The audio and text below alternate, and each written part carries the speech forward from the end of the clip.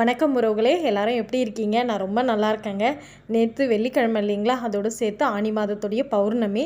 நம்ம வீட்டில் நான் பூஜை வேலை தாங்க ஸ்டார்ட் பண்ணியிருந்தேன். காலையில் அவங்க கிளம்புனதுமே நான் லஞ்ச் எல்லாம் பேக் பண்ணி அவங்களுக்கு கிளம்புனதுமே வீடு க்ளீனிங், அதாவது இப்போ துடைக்கிறது, பெருக்கிறது, பாத்திரம் கழுவுறது, லேடிஸ்க்கு வீட்டில் வேலைங்களா இல்லை சொல்ல முடியாத அளவுக்கு இருக்கும். செஞ்சுக்கிட்டே இருக்க வேண்டியது தான். அதே மாதிரி தாங்க எனக்கும் இருந்துச்சு. பூஜை நான் எப்போவுமே பௌர்ணமிக்கு நான் ஈவினிங்கில் தான் பண்ணுவேன். காலையில் ஜஸ்ட் எப்பவும் போல் நான் விளக்கேற்றி அகர்பத்தி மட்டும் ஏற்றி வச்சுருவேன். ஈவினிங் தான் நான் பூஜை பண்ணுவேன்.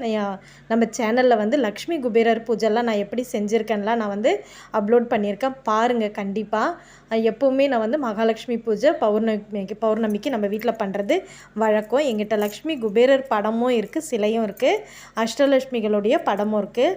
அது இருந்துமே நான் இப்போ அலமேல் மங்காபுரம் போயிருந்தேன் இல்லைங்களா, அப்போ அந்த அம்மாவுடைய படம் நான் வாங்கிட்டு வந்தேன், மகாலட்சுமி தாயாரோடது.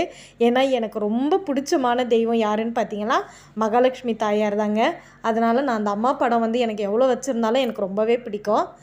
எனக்கு தெரிஞ்ச மாதிரி எப்போவும் நான் சொல்கிறது தான், ஈவினிங் தான் நான் கோலம்லாம் போட்டேன். ஏன்னா பூஜை பண்ண போகிறோம் அப்படின்னு சொல்லிட்டு காலையில் ரொம்ப குட்டியாக போட்டிருந்தேன்.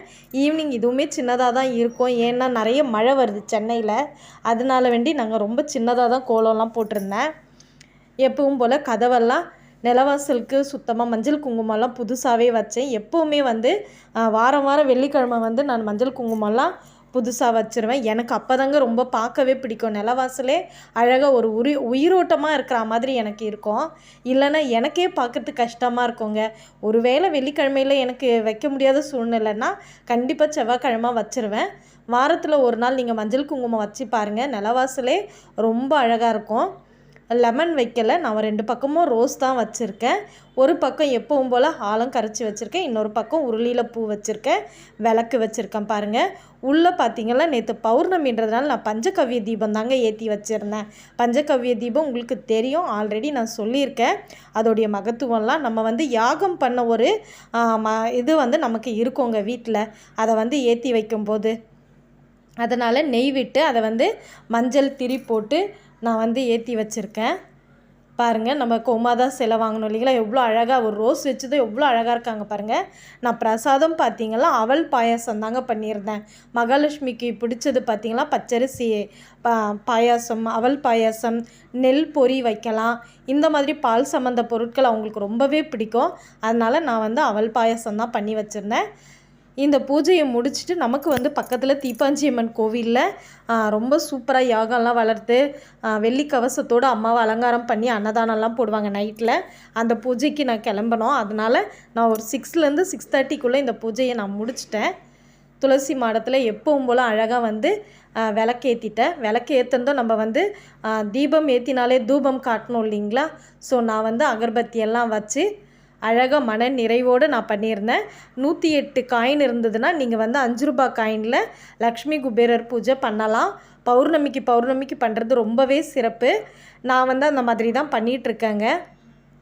அது எப்படின்னு நம்ம சேனலில் இருக்குது, நீங்கள் செக் பண்ணி பாருங்கள். உங்களுக்கு பண்ணணுன்னு ஆசை இருந்துச்சுன்னா, இல்லைன்னா நீங்கள் சொன்னீங்கன்னா நான் மறுபடியும் இன்னொரு டைம் உங்களுக்கு சொல்லுவேன். நிலவாசலுக்கும் நம்ம எப்போவுமே கற்பூரம் ஆரத்தி காட்டுறது ரொம்பவே நல்லதுங்க. ஏன்னா குலதெய்வம் வாசம் செய்கிற இடம் இல்லைங்களா, அதனால் நிலவாசலுக்கு நம்ம கற்பூரம் காட்டுறது ரொம்ப ரொம்ப நல்லது. நம்ம நர்பவீன்லாம் எழுதி வச்சுருக்கோம் இல்லைங்களா கதவுக்கு, ஸோ ஸ்வஸ்தி கொட்டி வச்சுருக்கேன்.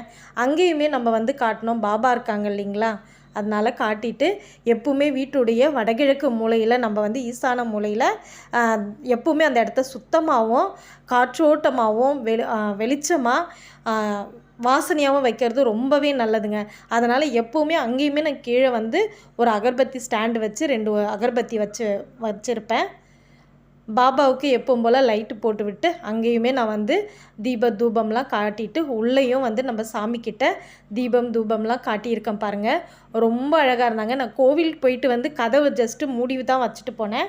ஆனால் அவ்வளோ நான் திறக்கும்போது ஒரு யாகம் பண்ண கோவிலில் யாகம் பண்ணியிருந்தாங்களா, நம்ம வீட்டில் பண்ணோமா அப்படின்ற மாதிரி இருந்துச்சு. எல்லா ரூமுக்குமே அந்த ஒரே ஒரு பஞ்சகவ்ய தீபம் அவ்வளோ ஒரு வாசனையாக இருந்துச்சுங்க. கண்டிப்பாக நீங்கள் கூட வெள்ளிக்கிழமையில் பௌர்ணமி திதிகளில் ஏற்றி வச்சிங்கன்னா ரொம்ப ரொம்ப நம்ம வீட்டுக்கு நல்லது. மகாலட்சுமி அம்மாவே வாசம் செய்வாங்கன்றது ஐதீகங்க. வீடியோ பிடிச்சிருந்தா கண்டிப்பாக லைக் பண்ணுங்கள். தேங்க்ஸ் ஃபார் வாட்சிங். பாய்.